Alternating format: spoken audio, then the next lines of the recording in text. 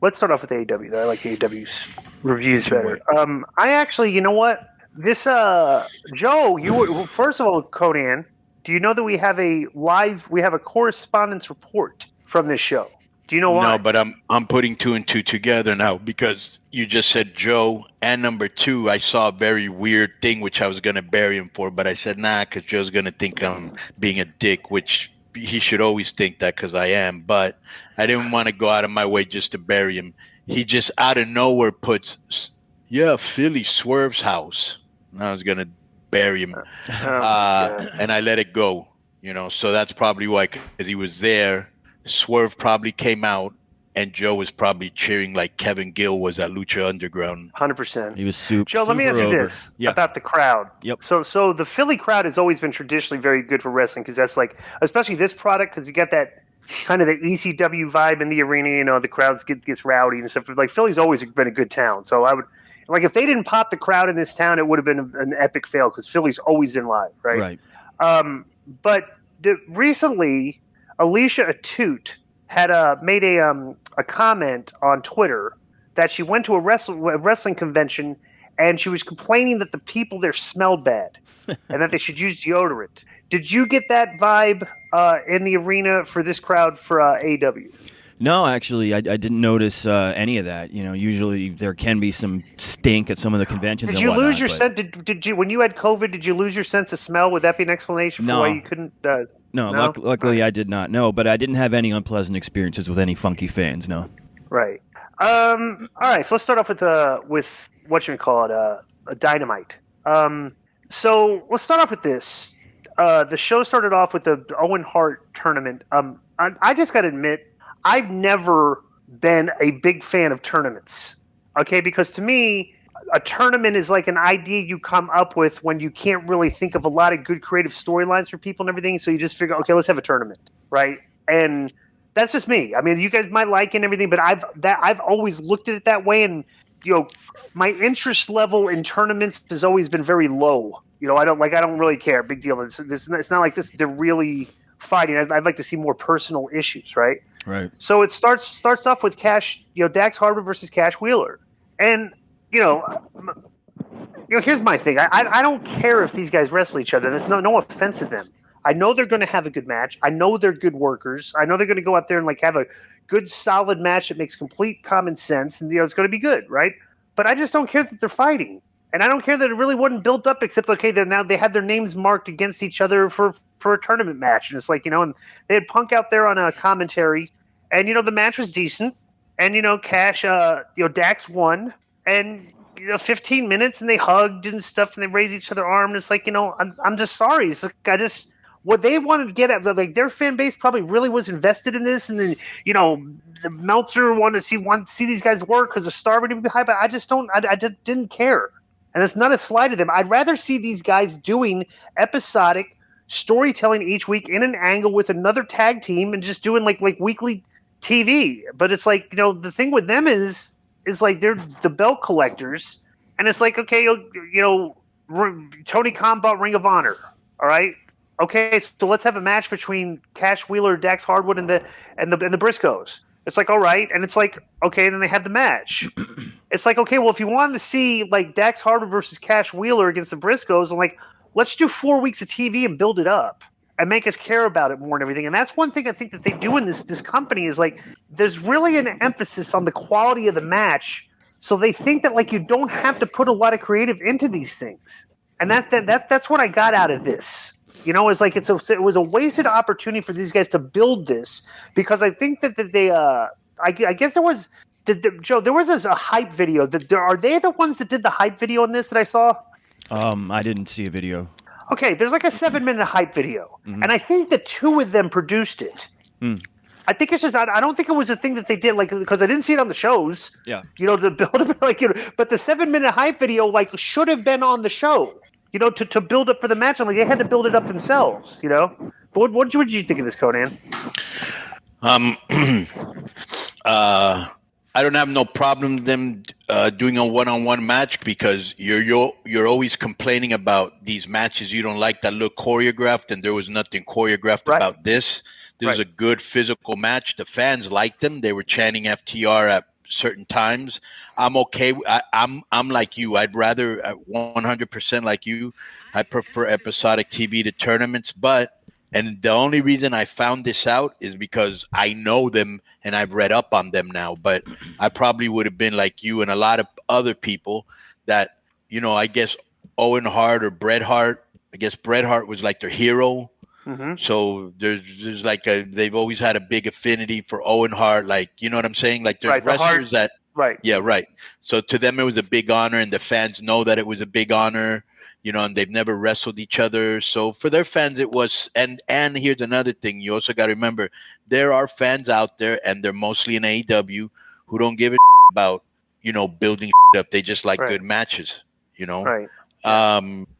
The other thing that I wanted to say was this the one where CM Punk was on the? Right, so then, he was on the mic. So then after the match, let's get to this. So they had the match in UK. So Punk grabs the mic and heads to the ring and asks the crowd to give it up for Hardwood and Wheeler. He was like a hype guy during this match. I didn't really understand why he was doing commentary for this.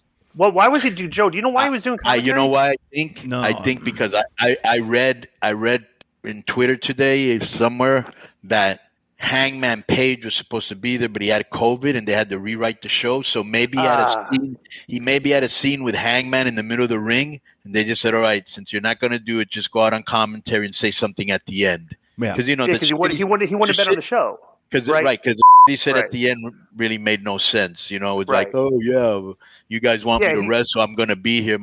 You've been there for like 8 months. Right. So yeah, because Punk grabbed the mic. He asked. He said when he returned to pro wrestling, he asked himself if he could still do this. Hell yeah, I can still do this, Punk said as he walked around the ringside area. Punk praised the fans and said he couldn't have made it this far without him. He said Hangman Page will know what he's been in a fight regardless of whether he wins, loses, or draws. Punk said he will continue to fight until the wheels fall off, and Punk entered the ring and played to the crowd while his entrance theme played. So yeah, that was kind of like after 15 minutes going straight to this promo that really didn't do much.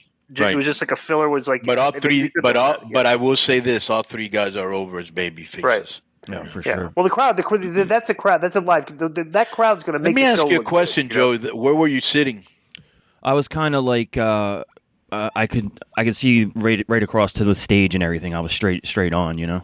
Well, I don't understand where that is. It's were you three rows behind, 20 rows behind from ringside? Oh no, I was up on the first level, about like 9 rows in or something. What, you mean the upper deck? Not the upper deck, the second, the first one rather. Who got? Okay, so not ringside, but the first deck, meaning like not ringside. Right. I know I wasn't ringside this time. No, Frankie and Chris Jericho hooked me up. So okay, they couldn't have put you up any further. No, actually they were good. I just wasn't on the floor this time. So let me ask you a question: were the fans aware? And if they were, what was his reception live? That Johnny Utah was from I gotta get right. Philadelphia. Because I didn't know this till I saw the show, and they're like, "Oh, Philadelphia boy," and I was like, "Who? Him?" Yeah, I wasn't aware that he was a Philly guy either, but he was very over there in front of these fans for sure. All right, so we'll get to him in a second. Yeah, the Blackpool Combat Club. I'm sorry. I just I don't care what anybody says, but I'm going to tell you. Let me just say this before I forget. This is what this looks like to me. Okay, to me. Did you see the promo they did later on the show? And it was like Jungle Boy. Yes, we'll get to that. Yes, Luchasaurus. Wait, and Christian, right? Right. They look like they have zero chemistry. Like, what is Christian even doing there? That's how I see the Blackpool Combat Club. Cool name. But it's like Moxley, yes. Danielson, yes. Utah, what? I still don't get him, bro. They're like shoving him, and I like how Ross is like, yeah, we got a big star here on our hands, and it's like, oh my god, they're forcing this guy down. Yeah, I would be if we were in creative meetings, I would just be saying, dude, why this guy is not ready for this spot. Number one, here's the thing, like, okay, Moxley and Danielson have personality. They're veterans, out bro. there. Yeah, they're veterans with personality, and they look vicious in what they do because they're kind of like a little.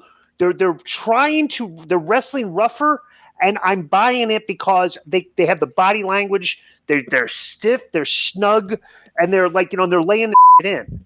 Like Wheeler Utah has none of that. Like he doesn't have like everything he's trying to do, like to try and look like a badass, is coming across very contrived and very forced. And it's like, right, you're bro, like, it's and like, you're in there with two of the best skilled wrestler, artists, whatever you want to call us now. You know what I'm saying? Who know their craft like very few. right. And they want us to believe this will be hanging out with them. Right. Yeah, okay. And like, right. Because here's what it does. It does not bring Wheeler, Utah up to their level, and it brings them down to his level. Right. So it just shows he's not ready for it. Whatever. And they even let him win at the end. Like they're even being unselfish. And I'm like, dude, this ain't the guy. And they may make him. They may they may do something. Say, you know how sometimes promotions are. We'll show them. Bro, he's got the Ronda Rousey mean, forced mean face look too. When it's right, He about to start it. But like I said, I mean, bro, we're a month ago. We said, all right, let's get these guys in an angle with somebody, and they're still doing the angle they got in was recruiting Wheeler Utah, and they're still just having squash matches against nobodies for nothing. So it's like I'm ready for. All right, let's do. It's like we're a little antsy here. Let's do something with these guys. You're wasting a lot of time with Danielson and Moxley right now. Because they're pretty hot. They're going to get diminished if you keep doing this. So, all right. So next, okay, I got it, bro. You called. Let's just call them this. Whenever these girls on this show, could you imagine if the third guy was Miro and not Utah? 100%, yes. Now they look like a Blackpool Combat Club, and like they could be because Miro works like those guys, right? Vicious, stuff. When Utah looks like whatever. So they're not going to listen to us on this. It's like we're preaching to the choir, right? But so I'm going to refer to these people as long as Britt. Okay, so they do a backstage segment. Britt Bader, Jamie Hayter, Tony Storm, and the thing is, this whole thing is like, okay, we're going to do face-to-face interviews tonight, but we're going to have to mention that we're not allowed to be no physicality, which whatever. But bro, I'm telling you, the way these girls dress compared to the WWE girls, I'm going to start referring to these girls as the Kmart divas. They don't look like they have anything, and like they don't look like they own any nice clothes.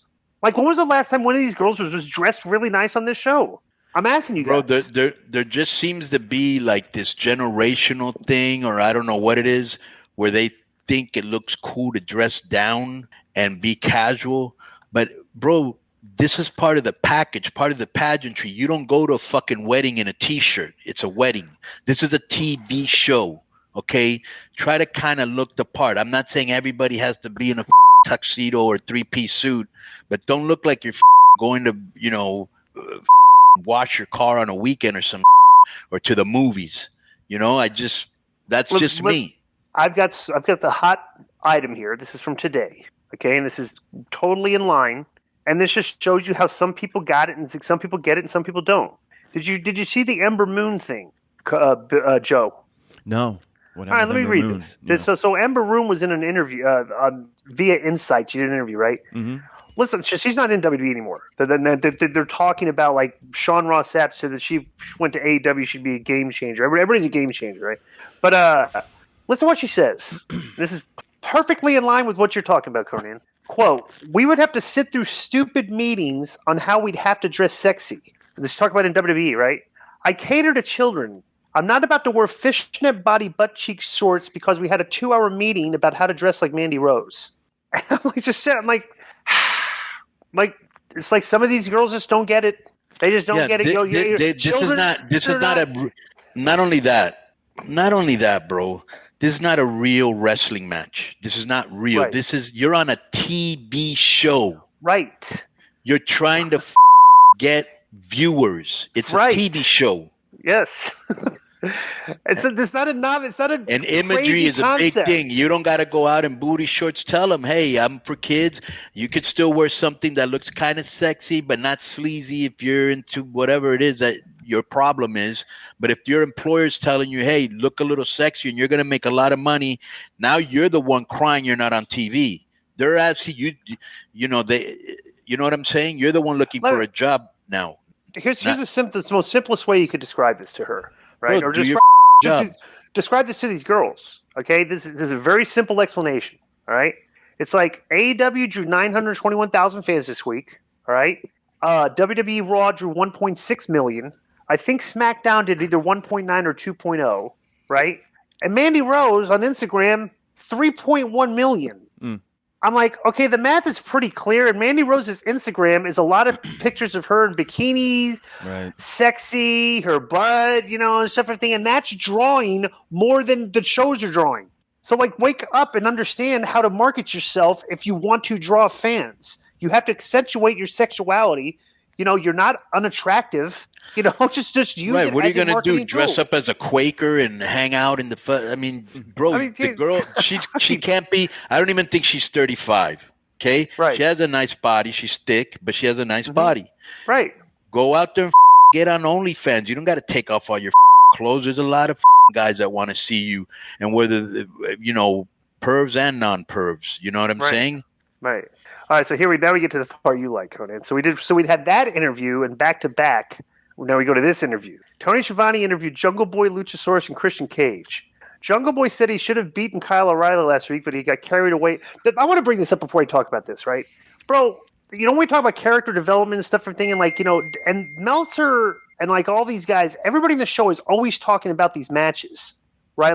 These matches are going forward. I love these matches. This is going to be a great match, bro. When was it tell me the last time that you can recall that they had a good backstage interview segment that's that you remember that because it was good. Who? And at AEW. Oh, backstage? Like a backstage interview, so a backstage segment. I'm thinking. I mean, I like the stuff. MJF is good. I mean, we'll disqualify MJF because everything he does is good. But the people that need to do some entertaining stuff with the mic, like the Jungle Boy, Luchasaurus, Christian Cage. When was the last time they had a good backstage segment? I don't think ever. Jungle Boy said he should have beaten Kyle O'Reilly last week, but he got carried away and didn't finish him when he had the chance. Cage and Jungle Boy didn't sound like a sore loser. He just sounded like a loser. Cage said they are still the tag team champions and they can right or wrong, and Cage started to issue a challenge to any team ranked in the top 5. And then all of a sudden, the charisma level of the segment went up by went from 1 to 100 because all three of those guys there were just nothing. Ricky Stark showed up and just stole the scene and acted like such a much of a bigger star than all those three guys combined. And he said they were ranked third in the tag team rankings and said they were face to rap. But the way he presented himself was, and they were just, bro, they didn't he punked Jungle Boy right to his face. And Jungle Boy just sat there with this blank look on his face while the guy punked him right to his face. And I'm like, ugh. But this was actually very good for Ricky Starks' Powerhouse Houses. Ricky Starks, this segment was supposed Jungle Boy, Luchasaurus, and Christian Cage need something to get themselves over, charisma wise, and Ricky Starks stole it. And at the end, did you see the out on this where Luchasaurus went? Ah. Okay, so I'm gonna get to that. So, all right, let's see it. First of all, like I mentioned before, zero charisma between Luchasaurus, Christian, and Jungle Boy. And just none. They don't look like they hang out together at all. Right. Starks came in and in 30 seconds just demolished all three guys. He's super charismatic. And then it was a short promo. Right. Reminds me like a young Rock. Yeah. And it's kind of funny because I remember one time when him and his partner is called Aaron. Well, he's from Texas. He used to have a partner called Aaron Solon. They had a really cool name, like Special Breed or Super Extra Talented or something like that. It was a really cool name. Mm-hmm. And I remember telling them they needed to be more charismatic and work the people more. Right. Imagine that. The guy's very charismatic now, but at the end, bro, and I like Luchasaurus as a person, but that was very unnecessary and mega hokey. Just bury yourself, dude. It was so indie, right? It was like